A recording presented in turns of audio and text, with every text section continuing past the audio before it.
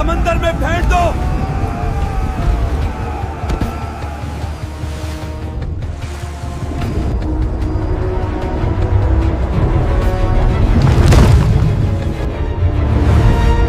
लेकिन ये नौबत क्यों आई और एक नबी को समंदर में क्यों फेंका गया? ये शहर नीनवा की कहानी है, जो अपनी दौलत और ताकत पर इतराते थे। यहाँ के लोग अपने हाथों से बनाए हुए बुतों के सामने झुकते थे। अल्लाह ने इस कौम की हिदायत के लिए यूनुस अलैहिस्सलाम को भेजा। उन्होंने 33 साल तक अपनी कौम को एक अल्लाह की तरफ बुलाया, मगर कौम के लोगों ने बात न मानी और हर बार इनका मजाक उड़ाया।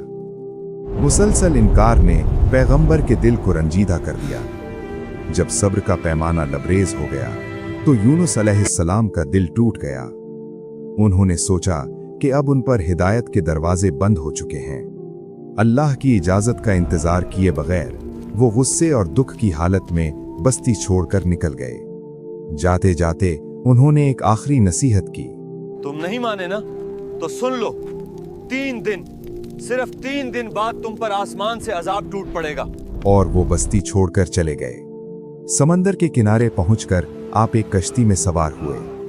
बीच समंदर में एक खौफनाक तूफान आ गया। मल्लाह उस वक्त की रिवायत जानते थे कि जब ऐसा तूफान आता है तो इसका मतलब है कि जहाज पर मौजूद कोई शख्स बदकिस्मती लाया है और जहाज को बचाने के लिए उस शख्स को समंदर में फेंकना होगा।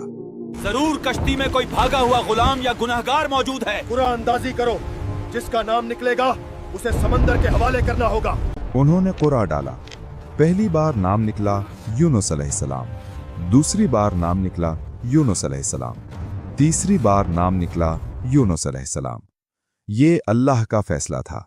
मल्लाह ना चाहते हुए भी मजबूर थे। यूनुस को समंदर में फेंक दो।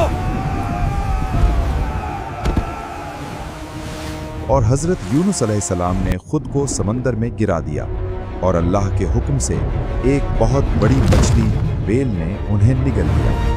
तूफान थम गया था, लेकिन यूनुस अलैहिस्सलाम अब एक ऐसी कैद में थे जहां से रिहाई नामुमकिन थी। गहराइयों के उस सन्नाटे में मछली के पेट में यूनुस अलैहिस्सलाम मुसलसल अपने रब को पुकारते रहे।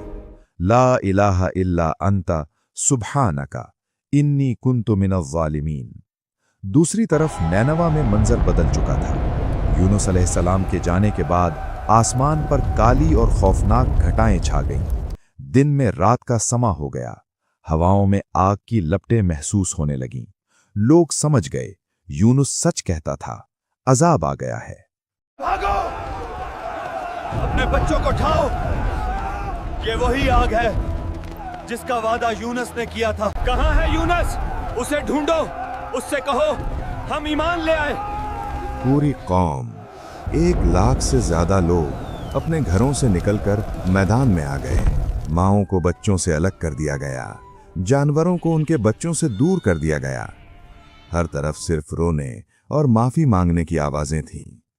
उन्होंने हर वो चीज वापस कर दी जो उन्होंने जुल्म से ली थी। यहां तक कि अगर किसी दीवार में चोरी का पत्थर लगा था तो वो भी निकाल दिया गया। अल्लाह की रहमत जोश में आई। तारीख में पहली बार ऐसा हुआ कि अजाब के बादल सर पर आ चुके थे, मगर कौम की सच्ची तौबा ने इसे वापस मोड़ दिया।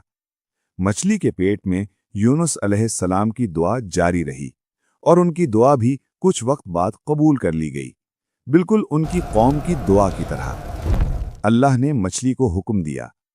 उसने यूनुस को साहिल पर उगल दिया। उनका जिस्म बेहद कमजोर था, जैसे नया पैदा हुआ बच्चा। धूप की शिद्दत बर्दाश्त नहीं हो रही थी। अल्लाह ने शिफा के लिए वहां कद्दू यानी यकीन का दरख्त उगाया, जिसके साए और फल ने उन्हें सेहतयाब किया। जब हजरत यूनुस अलैहिस्सलाम सेहतयाब होकर वापस नैनवा पहुंचे तो हैरान रह गए।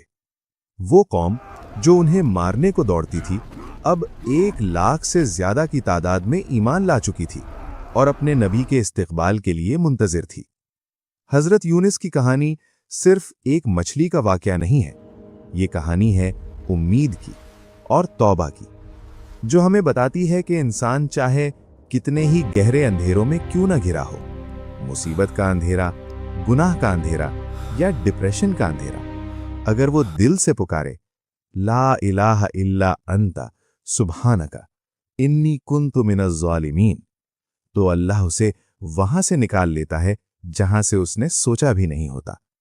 जैसा कि नबी करीम सल्लल्लाहु अलैहि वसल्लम ने फरमाया कि जो कोई मुसलमान किसी भी परेशानी में इन अल्फाज के साथ दुआ करेगा, अल्लाह उसकी दुआ जरूर कबूल फरमाएगा।